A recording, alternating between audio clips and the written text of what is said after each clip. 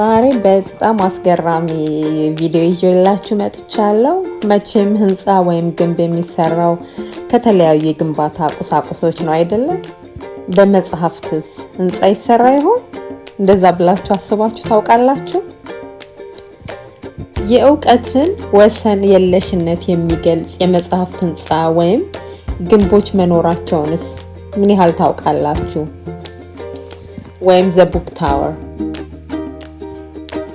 ለምሳሌ ፓሴጅ የተባለ የመጽሐፍት ህንፃ በስሎቫኪያ ሀገር ብራትስላቫ በተባለች ከተማ፣ ስካነር የተባለ ደግሞ በሰሜን ጣሊያን የሚገኝ ሲሆን ኢዲየም ደግሞ በቼክ ሪፐብሊክ ፕራግ ከተማ የሚገኝ የመጽሐፍት ህንፃ ነው።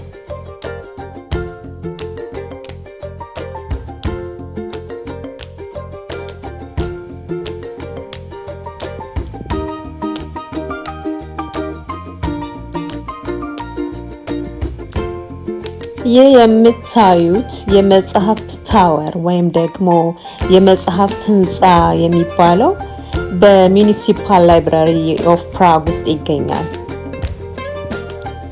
ይህንን ታዲያ የመጽሐፍ ታወር ወይም የመጽሐፍት ግንብ ለማየት ከመላው ዓለም የሚመጡ እጅግ በጣም ብዙ ናቸው።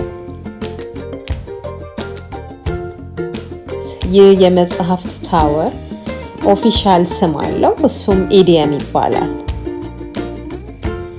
ይሄ ኢዲየም የሚባለው ወይም ዘ ቡክ ታወር የምንለው አርት የተሰራው በስሎቫኪያዊ ዜግነት ባለው አርቲስት ማቴ ክረን በሚባል ሰው ነው።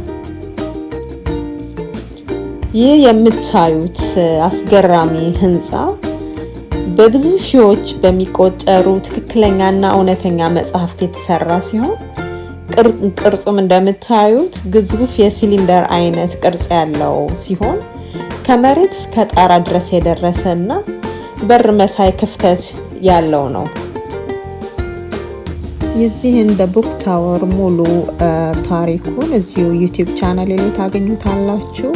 ገብታችሁ እንድትከታተሉት ጋብዛችኋለሁ። አመሰግናለሁ።